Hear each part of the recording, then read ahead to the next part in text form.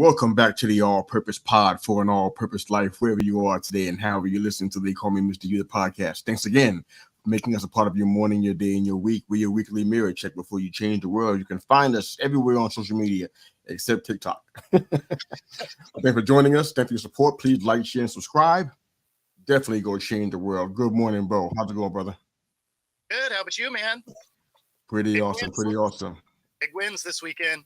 Big win. We're going to talk about him in great detail. Good morning, Herb. The man, the myth, the legend. Got the immortal pat down. You feeling good? Can y'all hear me all right? Yeah. I can hear you pretty good, Okay. brother. Yeah, I apologize for any background noise that you may hear. This is how We're going to see dedicated I am to the show, man. Photo bombing. We're gonna see it all, man. So yes, sir. Well, true story. I tried to find a spot in the corner and plug in my laptop, and the plug is falling off the wall. So now I'm sitting out in the middle. So, oh man, but I'm happy to be here, guys, man. And yep, big wins, big weekend, man. Same How here. How was that glove service? So the guy, no joke, the first guy that I meet when I come up there, I say, "How you doing this morning, man?" He says, "Well, I was doing fine until I saw your sweatshirt, and I was wearing my Alabama sweatshirt." Yeah, I said, "Oh man, I'm thinking I'm in Texas. At least he might be a Texas fan. He wouldn't care, but no, he's an Aggie fan, A&M, so it hurt him." And then the guy came and relieved him right after me. He said, "Man, why could you get me before I saw this guy?" So it's been a good morning. It's been a good morning. Wow, they can't hurt you anymore, man. No, they can't hurt me, man. They try though. They try. You know, everybody takes their shots. I think, you're the most protected person on here. Nobody hates Washington. Yeah, I mean it's a rare thing, but I don't know if that's good or bad. I'll take it as a good thing today. Yeah. You might not get any snacks on the plane though. Might not get no snacks, so just be ready for that. They might deprive you of snacks. I mean, it's real. I'm looking forward to this championship game because I think it's probably going to be Michigan-Washington. I think that morning show is going to be a lot of fun. Wow. Shots fired already, huh? Well. I've only been here 2 minutes. off it could be a great start already. But let's get into something. Before we get into the topic at hand, I put out a smoking hot poll question. It just kind of hit me yesterday. So you know what? I was thinking about it. Off topic a little bit, but I shared it, tagged you guys in it, and it was only about 14 hours ago, but the poll is rolling right now. But the question was, what's the sport that changed so much that you can't watch it anymore? What's the sport that changed so much that you can't watch it anymore? I give them 4 options: baseball, basketball, football, and boxing. Is that? Baseball, basketball, football, and boxing. Let me just jump in right here. Which airport are you at? I'm in Dallas, DFW. Well, I only ask because usually when you are at the airport in the gate, it sounds like they're eating oatmeal while they're talking. I could actually hear their gate call, which I can hear their gate call when I'm at the airport 90% of the time. And I didn't even think about that halfway through. That's why my mic's going to be muted for most of the time until it's time to talk. So I apologize. No, I'm actually impressed.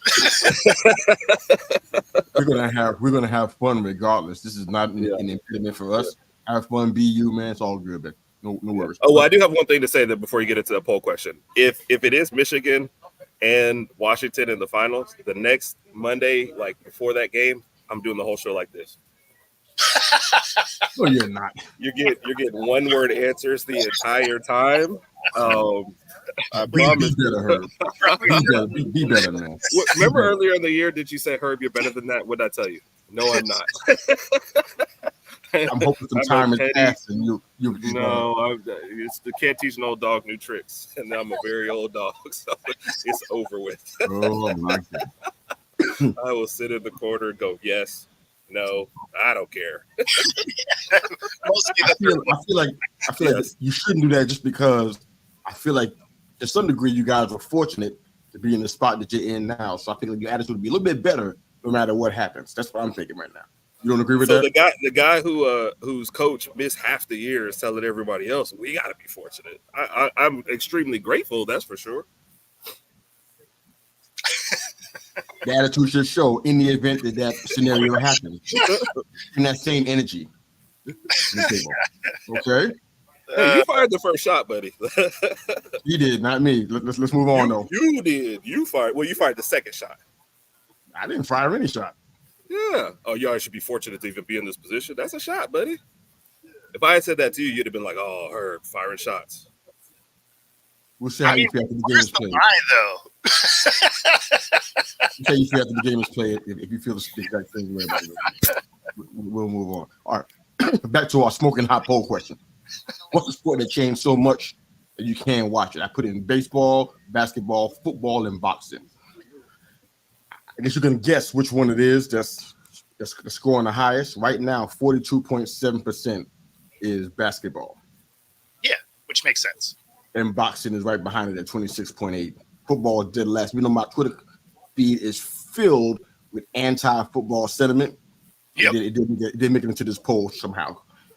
But funny story, if I had done this maybe 20 years ago, it probably would have been boxing. I mean, I was a big 80s boxing baby. I mean, fighting was part of my life just because of where I grew up in. And fighting was kind of like, I watched football and watched boxing on ABC Wide World of Sports and go outside and fight people. I mean, that was my thing. Watching Sugar Ray Leonard, Tommy the Hitman Hearns, the Jinx, Michael Spinks, Marvelous Marvin Hagler. That was my era. And it just changed. When it got to the Tyson era, I don't know. Everybody was loving it. I was like, it went down for me. And I haven't watched boxing, I don't think, since then. But really, basketball, you guys already heard me say it more than a few times. The 90s is my era. Yep. Nobody's ever touching it. I'll never let you disgrace it or defame it in my presence. It'll never happen. I'll never allow it. Could have never been an era like it. Never will it be again. Like even the 80s was like the 90s. It was the king of rivalries. I mean, you had big personalities. I mean, real rivalries, really. Big personalities like Shaq and MJ and Barkley. I mean, it was just unheralded. It was never anything like it. They played basketball. They fought each other. Everybody would need each other too, but they played basketball. And it was like, how you going to top that? I mean, the top 10 players in the 90s, 4 of them were centers. You know the game has changed. Yeah. You can't say that now. It's probably all point guards now. I mean, you had fighting fans in the stands. That was in 92, I think. Wasn't it with Malice in the Palace. Yeah, absolutely, man. But what would be you guys' choice for the poll question if you were answering that? Go ahead, Eric. It changed so much you wouldn't watch. Yeah, I know. I feel like basketball is kind of the easy choice. They have and then all the sports have changed rules to make the offenses better, so I get that. But basketball has lost, it's lost all the physicality. It's lost a lot of the drive. And I take myself as a basketball fan who used to get up at 3 o'clock in the morning to watch MJ play. Now I'm not even tuning in until Christmas. So they've lost people like me, very easily. And it just, I don't know. You don't know what the product is going to be on any given night. You don't know who's playing, what their motivation is. It's like as the salary has gone up, the caring has gone way, way down. And each guy is like, if I go out here and hit 30 and lose, like, I don't really care, And the player movement, I think, has gotten worse, across all sports. But the basketball, it's almost the worst to where look at James Harden. You force your way to a team. You don't like that situation. You force your way to another team. You don't like that situation. And every stop, you're blaming the other people. Like, I don't know, man. You're there. Yeah, 1 or 2 teams, maybe it's them. 3 or 4, yeah, it's you. So it's just there's a lot of combinations to where it's kind of, I take my brother for example. People used to follow teams and cheer, and now you're like following players because you have no idea where they're going to be in 3 years. So I think there's a lot of factors contributing to it, but the NBA had to enforce a rule this year for flopping. So that tells you a lot of where it's going. Yeah. Tells me plenty. How about you, Bo? What do you think? Yeah, that's easily. It's one of those where, like Herb said, there's no physicality anymore. If you think back, especially to the 90s, right? Because that was my favorite era as well. Your nightly scores were the All-Star game then, right? When they weren't playing defense. So that lets you know what kind of defense isn't being played anymore. If somebody has like an actual defensive night, it's headlines, right? They're like, "Oh my God, someone played defense." It's like, "Oh my God, you're kind of supposed to do that." Actually, I think it's part of the game. It's weird. So and then of course the flopping has made it virtually unwatchable for me until basically the playoffs, especially because of load management and all of that. I'd be so mad if I went to a game right now and I'm like, hey, I'm going to go see LeBron and AD and whatever, right? So I'm going to see a Laker game. And I get there and they're like, oh, just kidding. They're taking the night off. And I'm like, oh, cool. That means I'm going to watch some dudes off the bench and watch this team get smoked. It's like, oh, cool. I'm glad I spent money on this. Although off of your list, I would say that NASCAR would be the sport that I can't watch anymore that I loved as a kid. And because they went away from being the best race team all year to you got to get into this weird playoff system. And so you basically have to be okay and then be good on a few tracks at the end of the year. Right. So all of a sudden it's like, well, I don't have to care. It's basically basketball. I don't have to care about any of the regular season. I have to win just enough to get into the playoff. And then I have to be kind of good the rest of the way. Yeah. Basketball. Well, NASCAR, I got a couple of votes for NASCAR, but nobody wants to explain why. Yeah. I'd be interested in that because I don't know anything about NASCAR. I did want to piggyback on one quick point that he made before I'm sorry, boy, I didn't mean to cut you off there. No, you're good. To piggyback off his point about paying and then going, the ticket prices have gone up exponentially to where now I'm dropping a couple grand easy to see that LeBron and AD, and now I'm watching, Austin Reeves and D'Angelo Russell face off against whoever's on the bench for the other team, And I know they've got the rule this year about you can't make them sit out back-to-backs, but you also can't make them play. And if you're going to find a team 5,000, 10,000, come on, man. They don't care. Yeah, they don't care. And then they also expanded the playoffs, which I understand they're trying to get a little more excitement, but it does devalue your regular season a little bit even more. Yep. You're trying to get that 6 seed, but if I play decent enough and I have to go into the play-in game, well, at least we're still there. So, well, if we got guys ducking out, right, load management or whatever you want to call it, how does the how does adding games for the in-season tournament help? Like, it does not. We're already skipping games, so we're going to add games. What planet does that make sense? The pool's already diluted. You're adding more water. That's what's happening right now. Yeah, so I mean, it's not really an announcement or anything, but me and Bo talked about, I think all three of us talked about that at one point in time, how basketball is going to be really hard pressed to find itself on our podcast. Because I don't even want to do it. And with no hypocrisy involved whatsoever, if the Knicks win the championship, I'm not going to change what I said. I may say, hey, congrats to the Knicks after 50 years, you won a championship, but there's not going to be any breakdown. There's not going to be any analysis. I ain't talking about the MVP. I ain't talking about who did what. I think I'm just totally. This poll is kind of weird for me. I'm like, this how you really feel? Or just public pressure? No, I'm really kind of out on basketball. Yeah, like, I mean, I can't watch it, and I can't really do much but follow a score on the sports app. I mean, I'm not invested. Like, why waste the time? Yeah, I think for me, what might get me back in a little bit is when the TV contract. Huh? The Sonics coming back? Yeah. So that first year, right? What a hypocrite you are. You know that? No. I mean, honestly, that first year of bringing the Sonics back, just because I'll be interested to see what the product is when they bring it, right?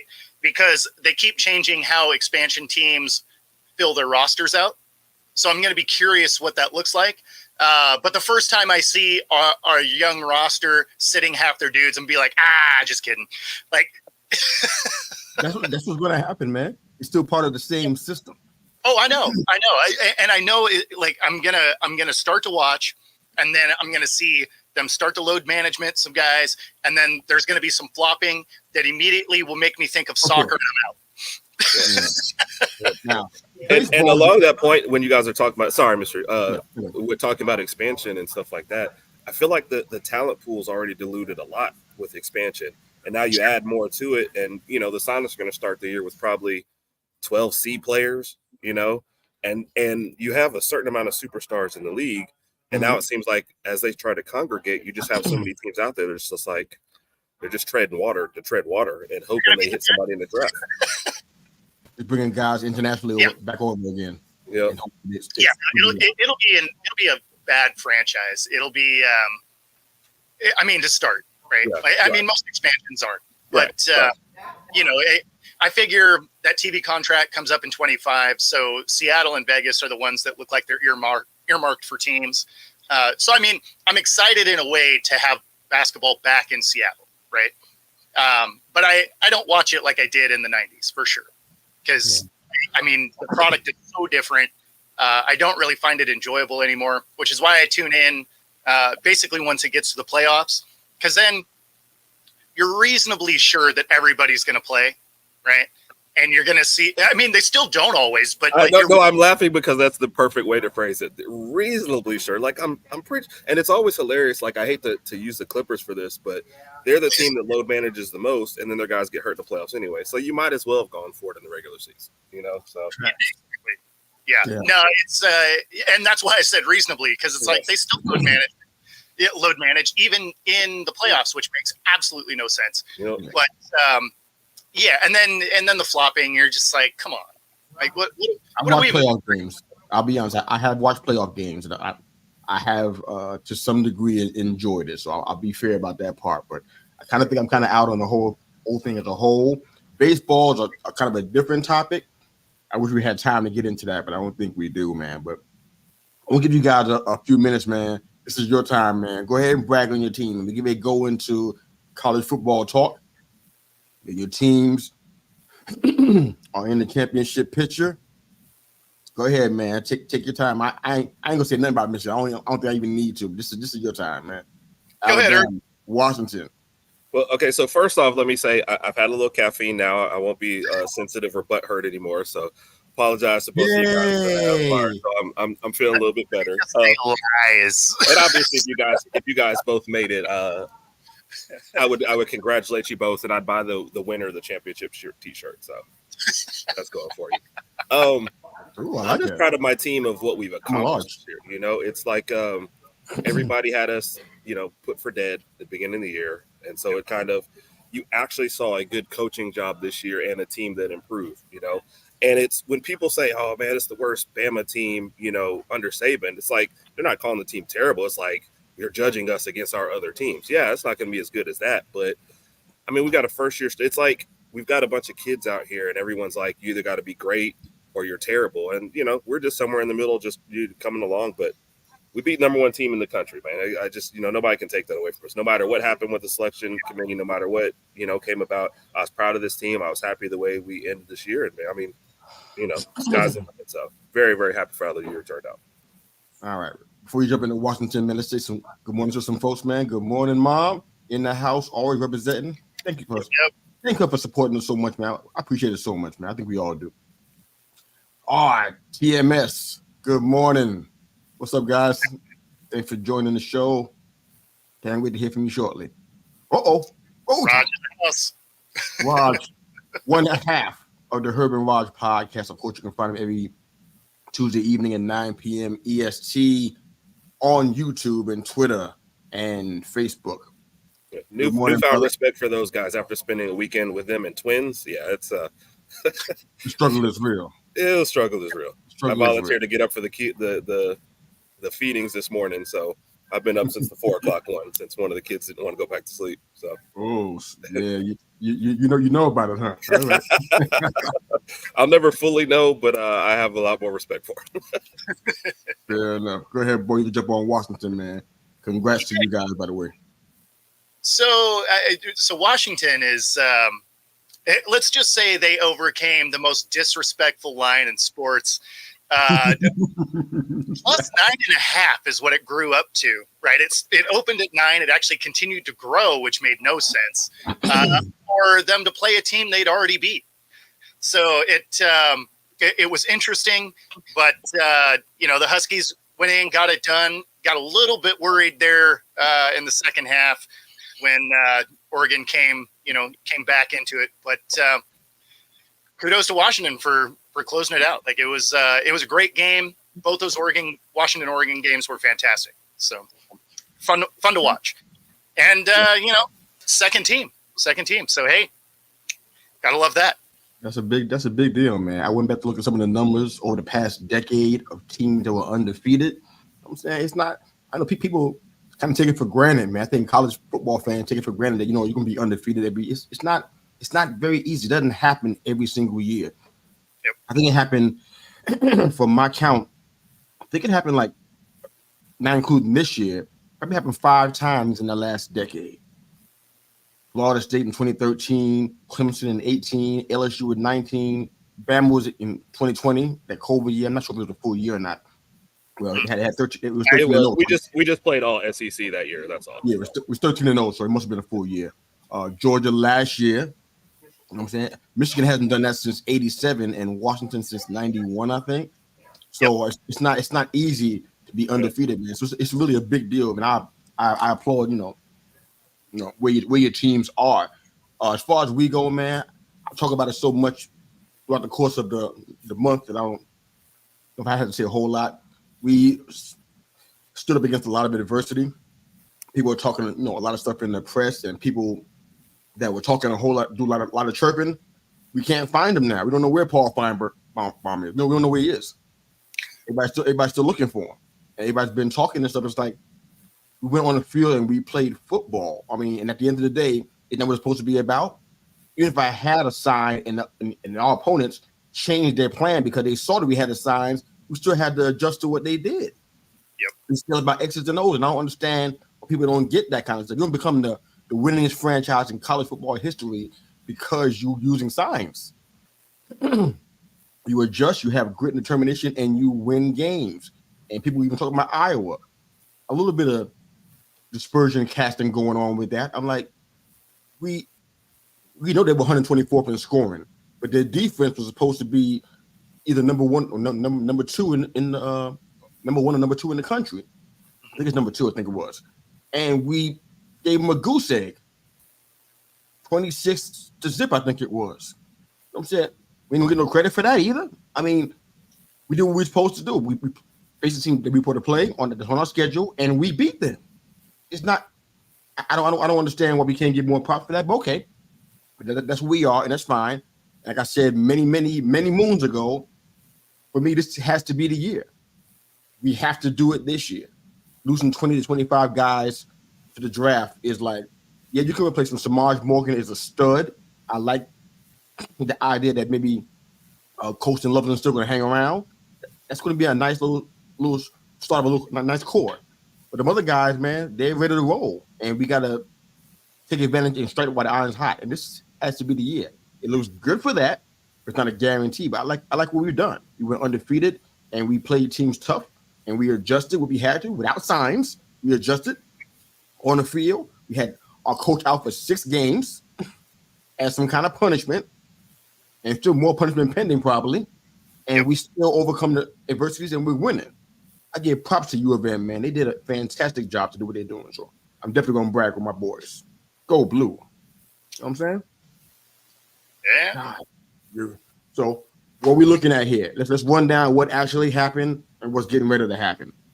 And I want to go into the playoff and the whole Florida State deal. Herb, I want you to really chime in on that because I know, I hope you can be unbiased, but I'm gonna need that from you because this is. I like it. He's immediately like tapping out. Yeah, okay. All right, Pac-12 championship, Washington, Oregon, 34-31. Yep. It was supposed to be a shootout, and I guess to some degree it was that. Big Ten championship, Iowa and Michigan. I think it was 28 or 26 zip. Yep. I forget which one it was. It doesn't matter, I guess. But 26. Big 12 championship, Oklahoma State versus Texas. I've seen a little bit of that, 49-21. I got some questions about that coming back once we get to the playoff committee about Texas. I want to throw some things there, but what we have played out now is the ACC championship, Florida State and Louisville. We saw what that was, and then Bama and Georgia. Bama facing the number 1 team in the country. I'm sure the odds were not in their favor. I don't have to even go back and look for it. I'm pretty sure it was not. They were number 1, and they won the past 2 championships. I'm pretty sure everybody was saying three-peat. You boys pulled it out, man. So here we are. Everything's been laid out, and we didn't know until I guess it was late Saturday night where the playoff committee decided 13 members made up of ADs and former coaches and players which I knew their names. I had some questions for them, but they had decided that there's going to be 4 teams in the playoffs. Let's talk about it. Michigan, Washington, Texas, and Bama. What do you think, guys? Well, I'll jump in first, and then that way Herb can defend this team a little bit. So, I mean, unfortunately, I don't love it for FSU, right? Okay. Like they did everything they had to do. They beat everyone on their schedule. They won all the games they had to win. They take down 3 ranked teams. This is where there's a little disparity, right? Bama takes down 4 ranked teams, loses to 1. But I mean, it's tough to not put an undefeated conference champ in the playoff, especially when you figure they've been able to continue winning despite going through 3 different quarterbacks to make it happen, right? The first guy gets hurt, second guy gets hurt. They're on their 3rd string guy. They're still winning games. It's hard for you to not put that team in. But, you know, where the voting happens is, the land of the SEC. So there is some of that bias. So you knew an SEC team was going to get in there no matter what. But you feel bad for the Florida State kids because, I mean, they couldn't have done anything more than they did. So you guys agree that there is some kind of bias with the SEC towards them? We hear it talked about a little bit, but do you agree, Herb? How you feel about that? I don't know, man. I feel like I've been taking shots like ever since yesterday morning. I've got nothing bad to say about Florida State. You know, I was rooting for them most of the year, but I'm not going to apologize for us getting in. Like all you ever want is a chance, you know, and our one mistake that we made was losing to Texas earlier on in the year. So it's like everybody wants to kind of throw out, hey, you guys actually got better, and we took down the number 1 team in the country, you know. And somebody posted it perfectly this year, like, I guess their best win, Florida State's, is like our 3rd best win, you know, if you're counting LSU. Like, I actually say this. I'm not taking any shots at Florida State. They did exactly what they're supposed to do, and I feel terrible for them, and it's something that should not happen. But I'm also not going to say, hey, we should just give up our spot for them. You know, I'm happy my team is in, I think, as anybody would be. And, we're like number 5 in strength of schedule this year. We lost 1 game, and we beat the number 1 team in the country. Like, our resume is good. I think the problem is we try to turn this into like the way, say, when we do politics. If you talk good about one, you got to talk bad about the other. I think both teams were very deserving. I would even throw Georgia into this. If everybody wants to talk about outrage, you go the whole year on the back of going for a 3-peat, and you lose 1 game by 3 points, and that gets you out of the playoffs. I mean, there's a lot of teams. Well, I won't say a lot. There's 6 teams for 4 spots this year is what it really looks like to me. Yeah. So that's essentially what it is. It's why I've hated this college football playoff system anyway, right? It's one of those things. It's worked in every other version of football to have a normal playoff system, and we just can't figure it out for D1 because it's true in other levels of college, right? So it's just D1. We can't figure out how a playoff system works.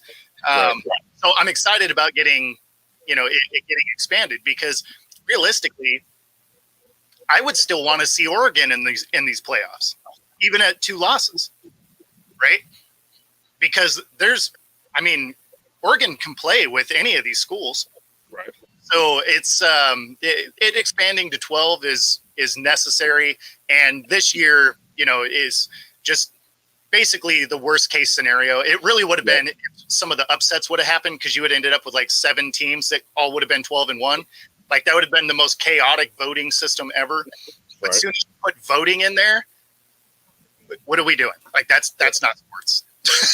And remember last year we were trying to debate on who should be the number 4 team. So they thought, oh, this is great. We don't need to expand. And then they get this year and it's like, that was terrible. I don't understand how you had 5 Power 5 teams and you thought 4 was the number anyway. It seems like 6 would have been like the minimum to start. Like I don't know who was doing the math, but it seemed like they had to move mountains just to get from 2 to 4. And just to get to 2 was, I'm looking back at more of these in the past, and the number 1 team and the number 2 team would play 2 different games, and people would just go, they look better than them in that win, so they become national championships. So the system's been flawed forever, and they're very slowly making it better. All right, put a pin in that question about the new system.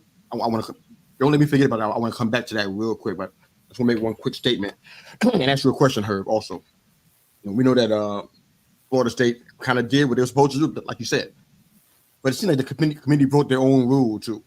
Remember, I was showing you last week that they seem to favor conference champions that are undefeated over non-conference, and they kind of broke their own rule. They snubbed the Power 5 conference champion. They did everything right on the field, had a perfect season. You know what I'm saying? One of the top defenses in the country, and chose somebody else that was not undefeated. It was like, okay, so I want to ask you a question, Herb, and this is just be as unbiased as you can. I really want to know your answer just sincerely.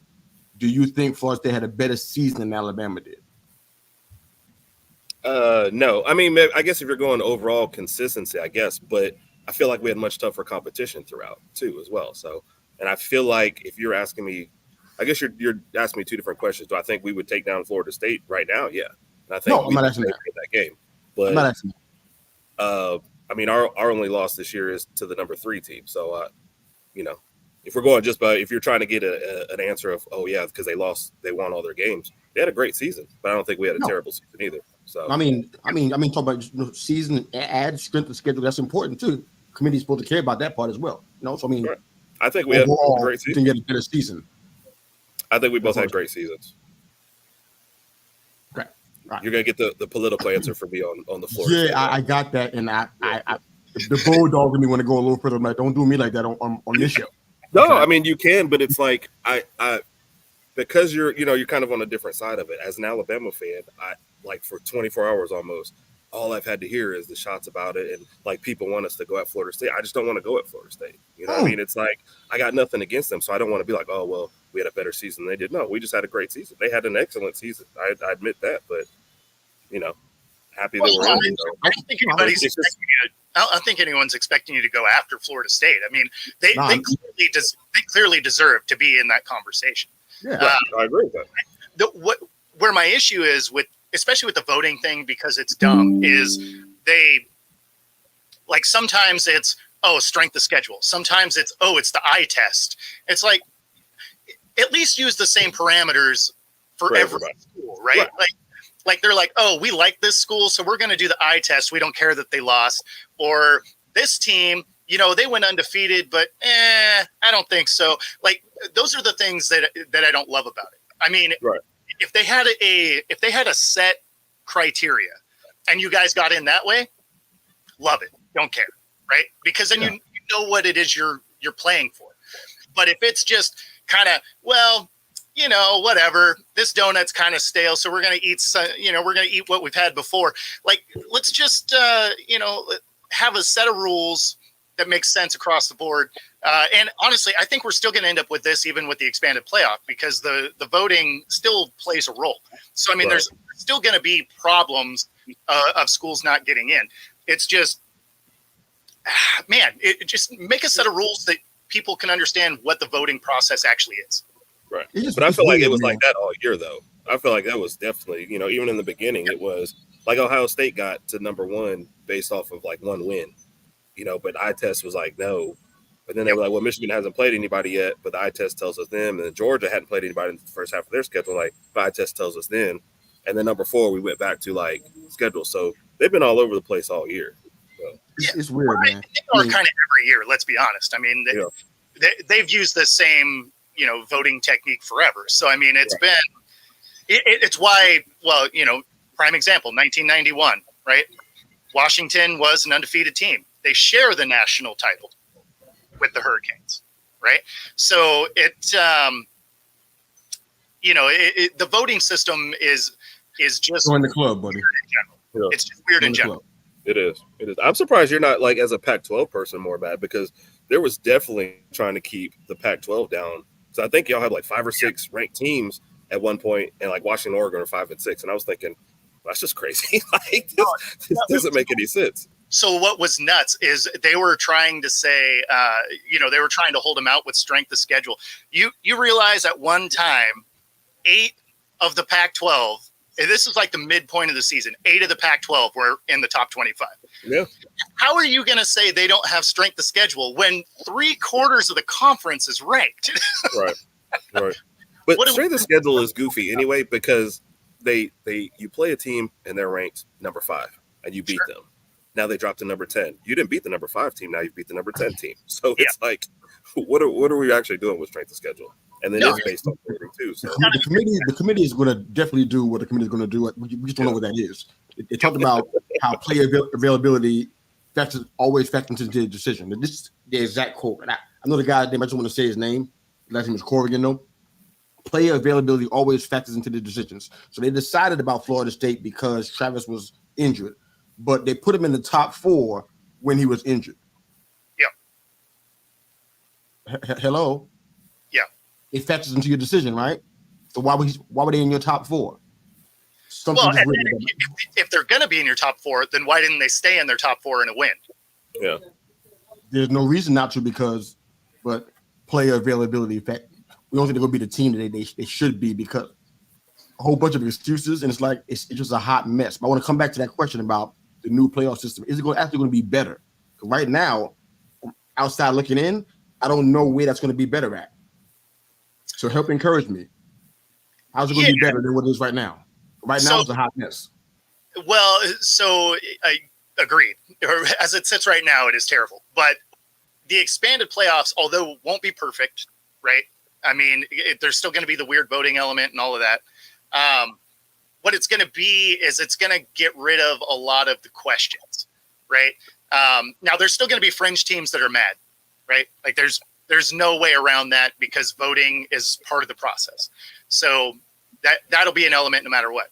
But in a year like this one, where you realistically have 10 teams that can throw down against any one of these teams anytime, right?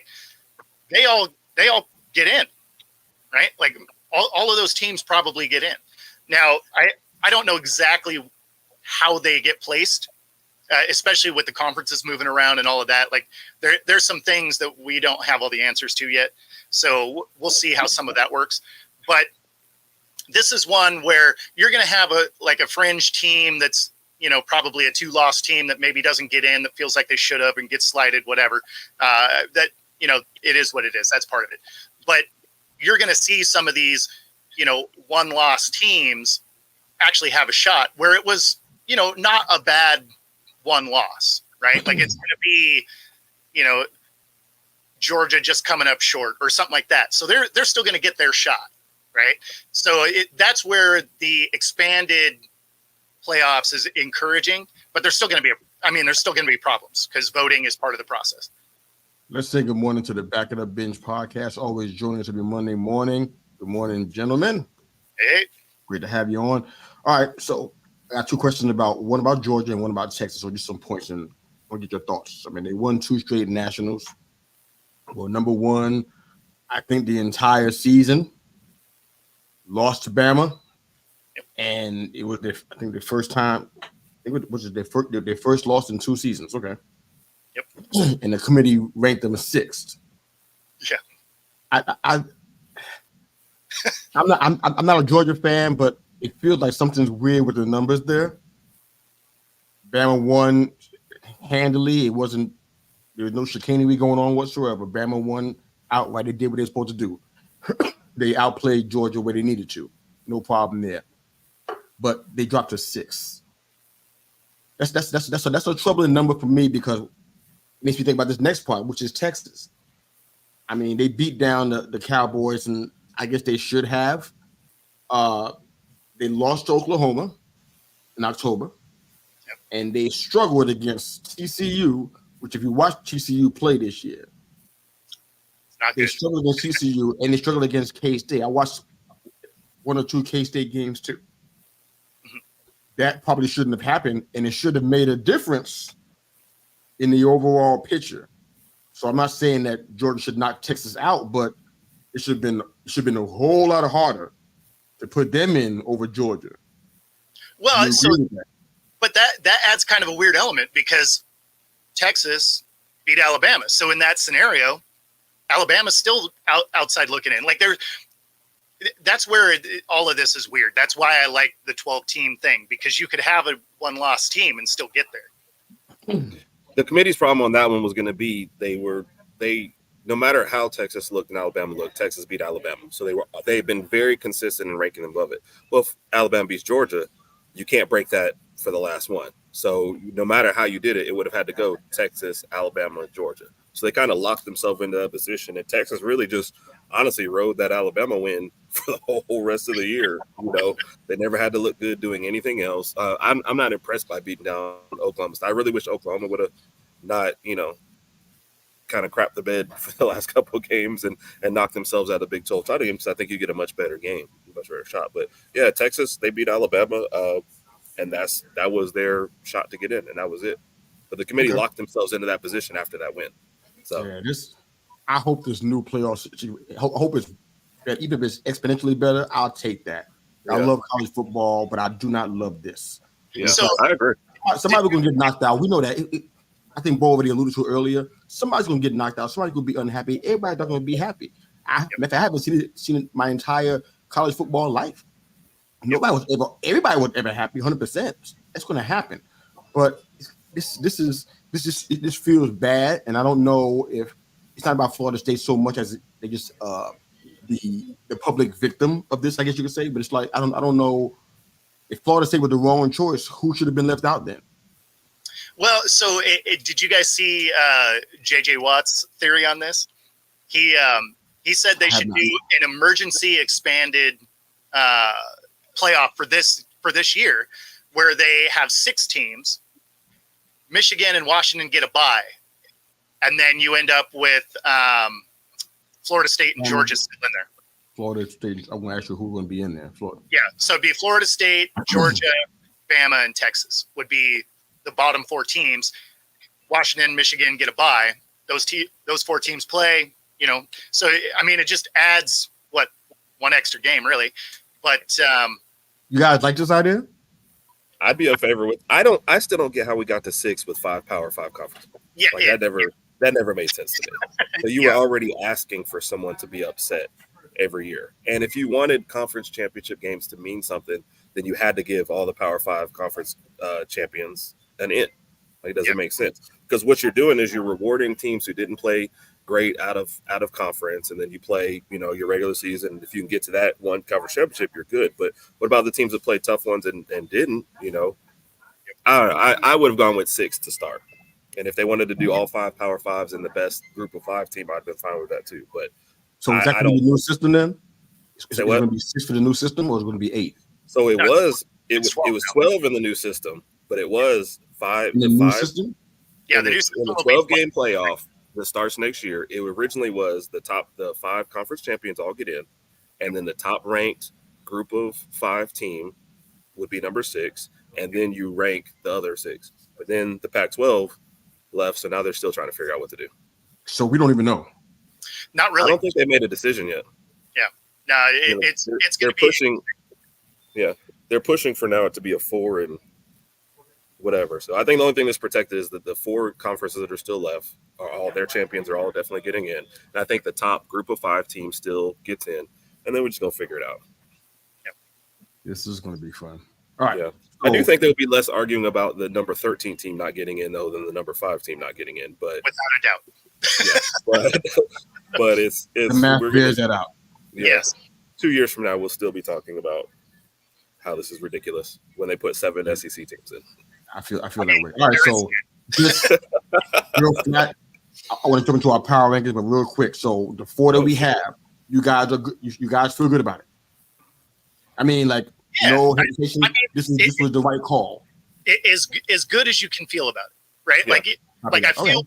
I feel bad for Florida State, but I mean, the case can be made either way. So it's not like I'm mad about it. You just feel bad for a team that went undefeated and became a conference champion, right? And like I said, I 1,000% agree with it. But it's not like we put like Ole Miss in instead. At least you did put a conference champion. But no, it's. If I'm Florida State, somebody posted this morning. I said, no, if the situation reversed and we were undefeated, I said we'd be at the committee members' houses right now, like picketing outside. So, and that's not even a joke, sad to say. So no, they have every right to be outraged, and I feel. I guess I'd be the other person saying I don't know. Honestly, I just don't know. I look at these numbers so much, my head is spinning. I don't even know. No, I I feel like there's room for Texas to be interchanged out of this, and Florida State to be in there, and vice versa.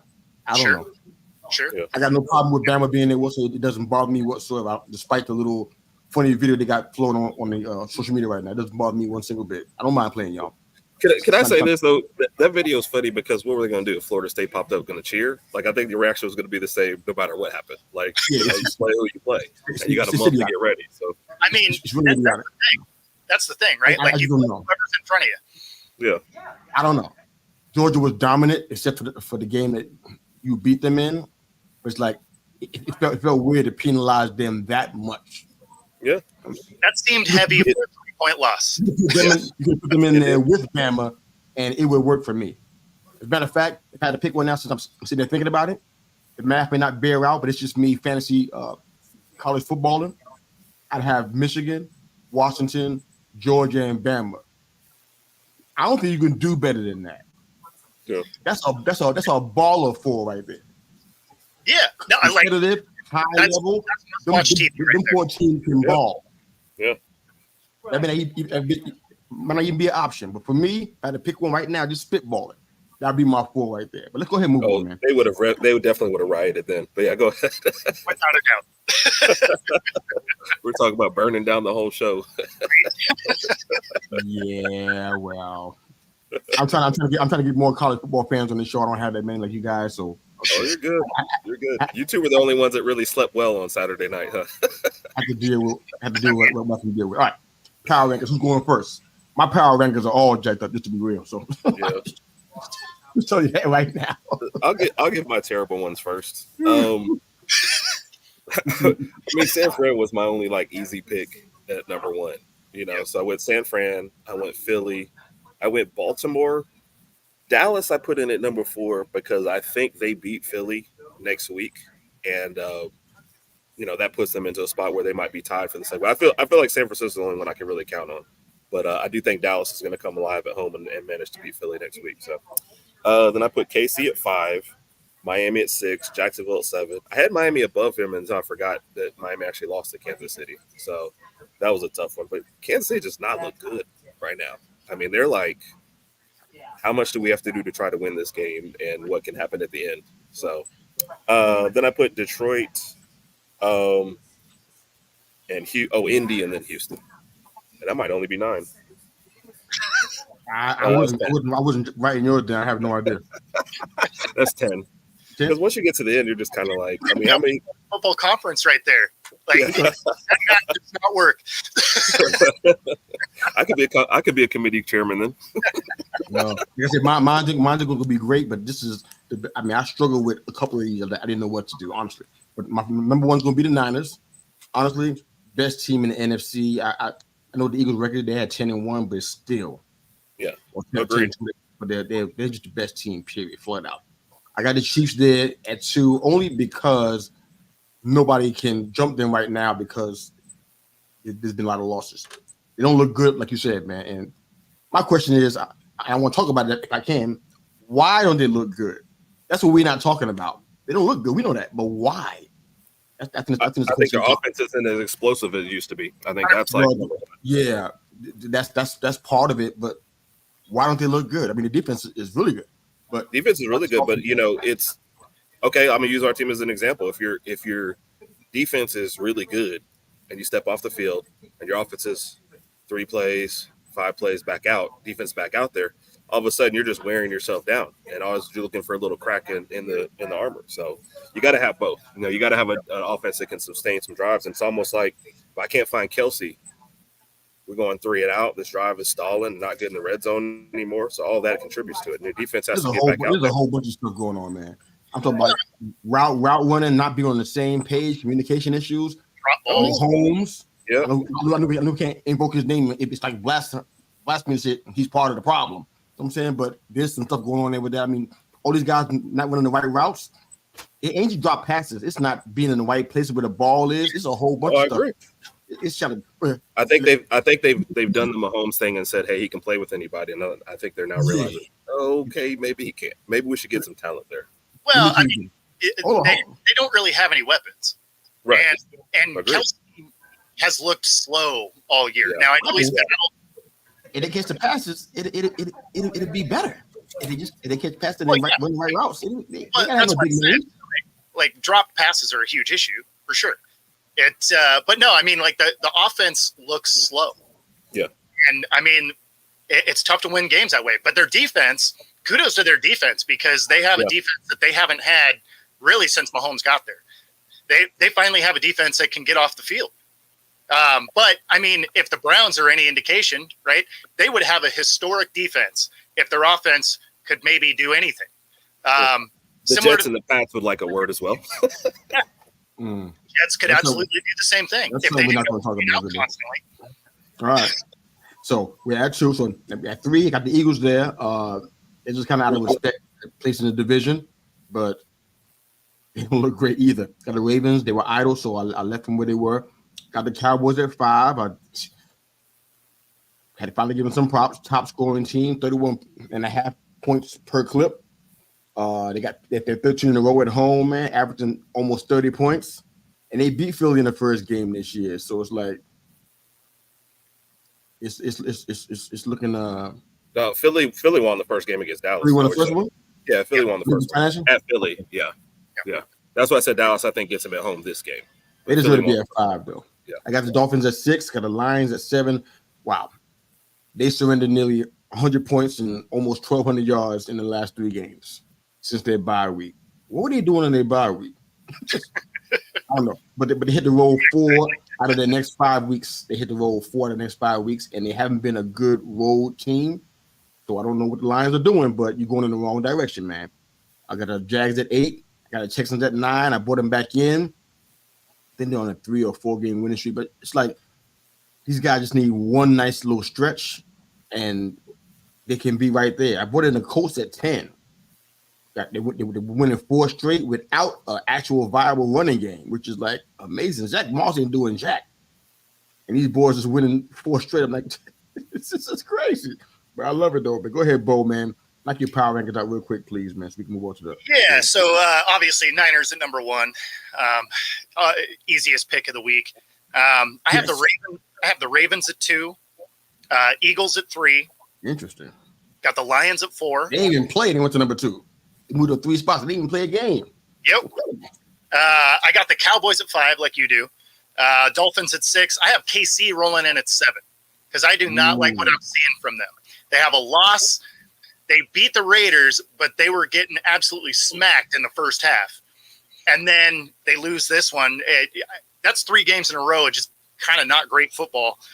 So I have KC rounding number 7 there. Jags at 8. Texans at 9. And then, of course, at 10, I was struggling to go either way. It's either Steelers or Colts. The Colts are doing it with no running game. The Steelers are doing it with no offense at all. So it's kind of a weird 10 spot there. Yeah. So that rounds out my top 10.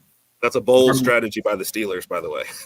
You probably could put the Falcons in there at 10 too. I mean, the weird part is probably could have put Atlanta at 10 too, and it was like, and nobody would say anything about it because it's still the division leaders. But it's like, man, but you look like trash. 5 and 6 is like it's weird. This the power rankings are getting harder, which is probably a good thing for us. I don't know how many games you're going to get to, man, because it's like so much. But since we already talking about the Chiefs already, let's go ahead and chat about the Chiefs and Packers since we're talking about how their offense looks and everything. And now I'm like, I should have lowered my power rankings. They're too high. When I step back and think about it, I'm like, wow, you deserve to be number 2. You're the best, one of the top 2 teams in the league. Wow. Oh, well. But last night's game, man, what you guys thinking? It was anybody picked Jordan Love and the Packers? Nobody on that panel did last night, that's for sure. Nobody. It was a clean sweep. I think I did in Bo's. Actually, I picked the Packers to win. Did you? I have to check my CBS Sports thing. Yeah, the weeks I've forgotten 2 total weeks to even pick. So my overall record is terrible. But I think I picked them. You guys got your own game on the app. You guys got your own game. Yeah, I told you about it at the beginning. No, you didn't. Yes, I did. You were on my first show. Yeah, I got Green Bay. I like pick'ems too. Yeah. Well, I always forget them. That's why I don't usually join them. On my pick'em show to start the season. Can I join y'all? Can I join y'all's team? Of course. I mean, it's late here, but okay, to the original question though, the fact that Kansas City even had a chance to win at the end was shocking if you're watching the game, because it just seemed like Green Bay dominated, for 47 minutes. I mean, it was crazy that there was even a last minute drive. And then side note to this, I hate that the officiating got so bad for like the last 2 minutes, because it overshadowed how well Green Bay had played and how bad Kansas City had played for most. It was balanced though. Yeah. No, I just think we highlight the last one, but it's like they had a terrible unnecessary roughness call that kind of set up everything that happened afterwards. So, I mean, if you erase all that, like Green Bay was just dominating that game, and I think they deserved to win. And I don't know if it says more for the development of Love and how Green Bay is playing, or how bad Kansas City is looking lately. I think it's somewhere in the middle. But I mean, Green Bay absolutely earned that win last night. Absolutely. And I don't want to beat the horse about Jordan Love. I just said what I already said before. I believe that if you give him time, like we should, most quarterbacks starting for the first time, and essentially a rookie for the most part, a rookie on the field anyway, you give him some time. Look what's happening by giving him some time. The boy looked good. Yeah, he did. He looked really good. I hesitate to say no, close to C.J. Stroud yesterday, but not all the way. But he looked really, really good yesterday. And this is against the defending champs, and he didn't shrink. I mean, there were a couple of throws that were like, ooh, you know what I'm saying, that could have been deflections and interceptions, but he looked fantastic, man. I think he's their guy for the foreseeable. But yeah, like you said, at the end, those calls went out. It was a really fun 5 minutes and 30 seconds. We didn't know what was going to happen. It was a bad personal foul call. Rice fumbles, which is like he hasn't really been doing that, so that was kind of a weird one. We thought the game was over with. Missed that PI call on MVS. That was. I won't call it the game of the week because I think the Niners may have that, but that was a really, really good game. I liked it a lot, man. What else did you see there about the Chiefs and their offense? Did you see what we were talking about earlier with just Mahomes decision making wise, the route running, ain't just on Sky Moore. It was other stuff going on. It was just like a lot of confusion. Mahomes throwing the ball and there's no player around it to catch it. It's like, what's going on with that, in your guys' opinion? Real quick. I think honestly, it's just kind of a lack of talent at the skill positions. Like that's really what their biggest issue is there, because their defense is good. Mahomes is obviously still good. Kelsey is still great. He's just, he's not the player that he once was, especially battling through an injury. So not having weapons on the outside hurts this team a lot. Like you can be the most dynamic thrower of the ball, but if you don't have anyone to throw to, or they can't get any separation, we've seen this movie before. That's why Dan Marino doesn't have a ring. Yeah. I feel the protection was a problem too. I mean, the Packers got no one gets open.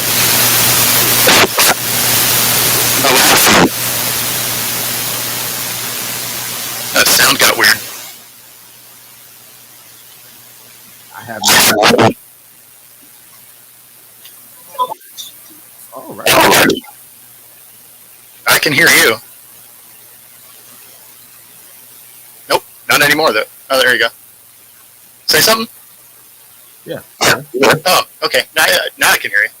Weird. Your sound got really quiet for some reason. Mine's no, you sound fine. Okay. But I'm muted. Yeah, I've got some weird but, I got you. All right. Game you guys want to highlight? Niners and I do have a bad game to highlight. I feel bad for both the Pats and the Jets defenses because, for the Pats, you've given up 26 points in 3 weeks and lost all 3 games. That's ridiculous. And then you add the Jets in there. The two teams gave up 19 points total this past weekend, and they both lost their games. Like, that just should not happen in this modern era of football. Like, that's just – I don't even understand how that's a thing. So, I'm not even sure they even tanking. I think that's just bad. That's just them. The Jets had championship aspirations, so and they've got talented, skilled players. They just don't have a talented quarterback. And then, the Pats are doing whatever the Pats are doing. So I don't think Matt Jones was blameless. Yeah. Wow. That's some ugly stuff, man. I mean, say the truth, that game with the Steelers and the Cardinals was not pretty either. No. You got rid of Matt Canada, had an offensive show the week after. Sort of. They didn't put any points up. Yeah, they put 16 points up. Could you see the difference? I mean, I could see it. Yeah, like they were able to move the ball, but that was something that we weren't seeing. So that's an improvement. The home part of it was not great, no question. But I don't know, man. I like Tomlin. I like that he has a winning record his entire time there.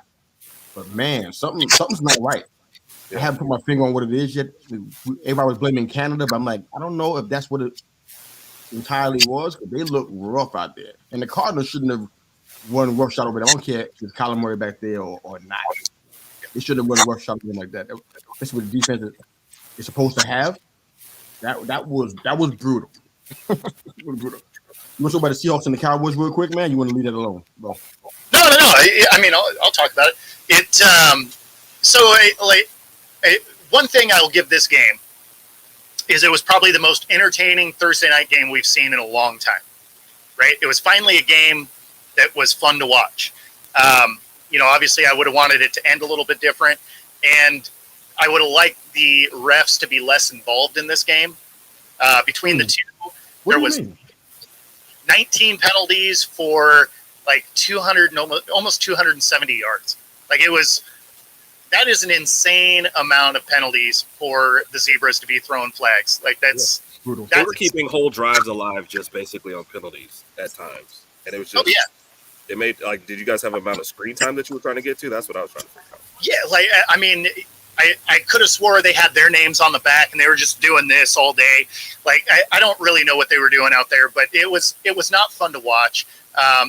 One of the things that was really frustrating was at the end of the half, could have been a huge momentum swing. They made the Hawks score 3 different times because of penalties from the goal line, but with 7 seconds to go. Ultimately, they still punch it in, right? So it didn't actually change the outcome of the game by any means, but at some point, you got to let these guys play football, right? Like, if you want to throw a flag, you can on any given play. So, I mean, if you just want to throw flags, like, you can be busy all day. But some of the calls, I mean, it's some like kind of low-key hand fighting that they're throwing flags on. And it's just like, man, you can't call it that close, right? Some of that's going to happen because otherwise that dude is going to be open because you're going to touch each other if you're playing good defense, right? Like, you can't hold them. You can't alter what they're doing, but you're going to touch them. Otherwise, you're too far away to make a play on the ball anyway. So some of the calls are just, they were frustrating to watch, but away from that, it was a very entertaining game the whole day. So I liked it. I would have liked the win. It was one they really needed. I think the magic number for getting into the playoffs in the NFC is 10-7. They have a much harder path to get there now. They face the Niners this coming week, which is, not an easy out, obviously. And then they face the Eagles right after that. The last 3 games, I think they can win, but I think you're on the outside looking in if you're 9-8. That's fair, man. One thing I want to ask you guys about, that's with the Lions and Saints game. Now, we talked about their defense already. It would be their bread and butter. It haven't been explosive, limited to no pressure off the edge. They gave up 113 yards and 3 touchdowns on the ground, 250 yards in the air to Derek Carr, Taysom Hill, and Jameis Winston. And it's like, I got a question about this, though, about Derek Carr, because I told my wife this because she was watching the part of the game with me. And every time Carr gets injured, he usually has 3 or 4 injuries at one time. I'm not being cute. I'm saying this is what actually happens. Whenever he gets hit, which is normally what's happening, he has 3 injuries. He's either a concussion, a shoulder, a wrist, or concussion, or ankle, or it's like, in you guys' opinion, keep the Raiders out of this. This is not about them. In your opinion, is he a keeper in this on this team in this system? Because I know they paid him, but I'm seeing a body language of his fellow players, and it's like, wow. I feel like they have, and Jameis is not the answer. I'm not sure Taysom can do it on a full-time basis. I think we've seen that. So what do they do? Because I feel like this is not working. What do you guys think? Yeah, well, so the thing is there's too much talent on the team to play the way they're playing, offense and defense. So this is one where I think you move on from the coach. I thought their coach was probably going to get fired this year anyway, but you move on from the coach, and then from there you evaluate. Because I mean, you paid Carr, so you're kind of stuck right there anyway. But move on from the coach, get one that the team seems to respond to, because the way they're playing, they don't currently. Because again, I mean, based on the roster, I had them at the beginning of the season walking away with this division. And the way that they're playing is not indicative of the talent they have. So you have to look at the coaching for as badly as they're playing. Okay. Any thoughts, Hurt? No, I agree with that. I'd also like to add, I mean, the division is so horrible that you would think even passable play, from a team as talented as them would get you a win. So I just don't understand. Yeah, the coach has to go. It seems like it's shaping up to be a pretty deep quarterback draft. So even if you're not picking high, you could get somebody for the future. Carr gets one more year out there. I mean, trot out Winston for a year. Tell him, stop throwing it long every play and throwing interceptions in the double coverage. And you probably still have just as good a chance to win the division next year as you do this year. Wow. Any quick thoughts on the Rams? I'm looking at them like, oh wow, I totally forgot about them. I totally excluded them from any thought of them being a contender, and they are starting to make a couple of strides, and I think they should be the 7th seed right now. Their potential to get to the into the playoffs went up 14% from yesterday's game. They should actually currently be the 7th seed because they beat the Hawks twice. So they should actually knock the Hawks out of the 7th seed right there. So, I mean, the way they're playing, they could definitely get there. It's one of the things that I said about the Rams all year is they're going to be a tough out as long as they keep all their guys healthy. As soon as their main couple of starters go down, that'll be the problem for them because they have no depth. But if they can keep everyone healthy, I mean, they're a good team. Everybody was scared when Cool went down. Everybody was panicking like, oh yeah. Well, the way he went down, it looked like it would have been a collarbone injury. The way he went down, which would have been a season-ending deal.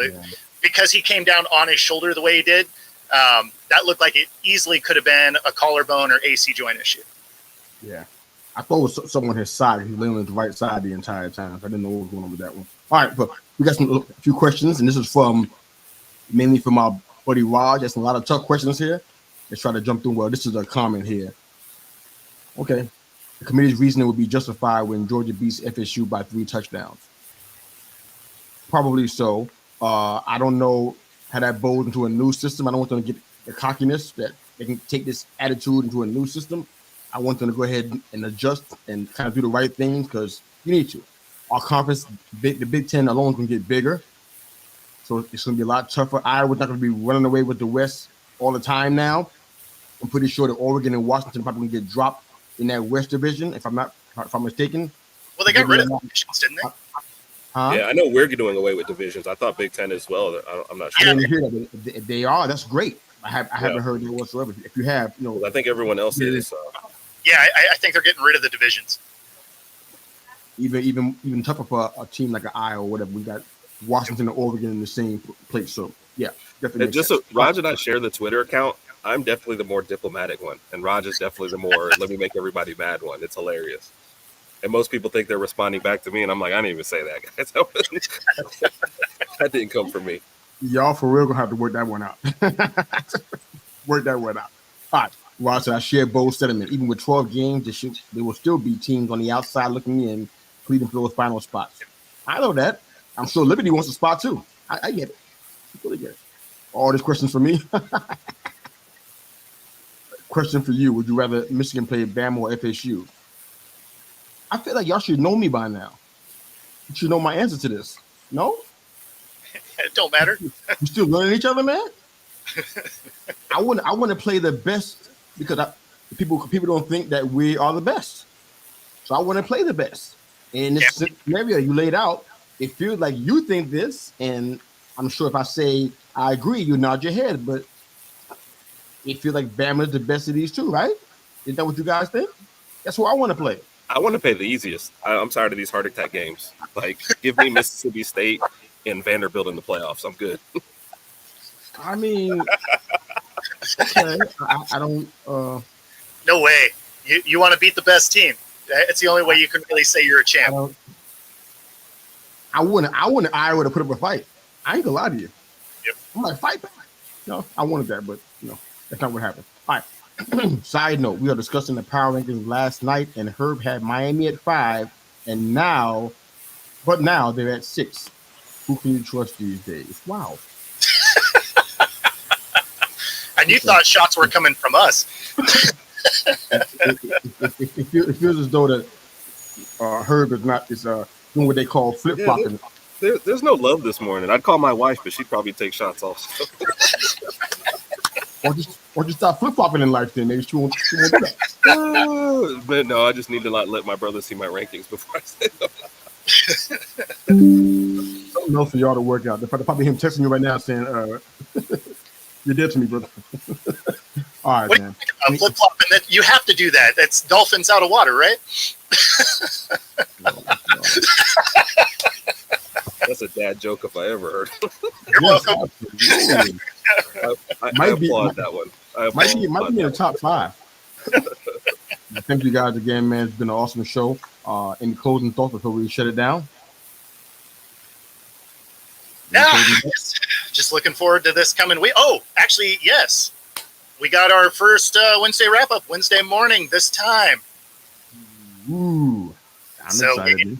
Yeah, it's going to be fun. It's going to be fun. I'm excited. All right, man. Well, wherever you are and however you listen to the Call Me Mr. You, the podcast, thanks again for making us a part of your morning, your day, and your week. We're your weekly mirror check before you change the world. Guess what we're about to do?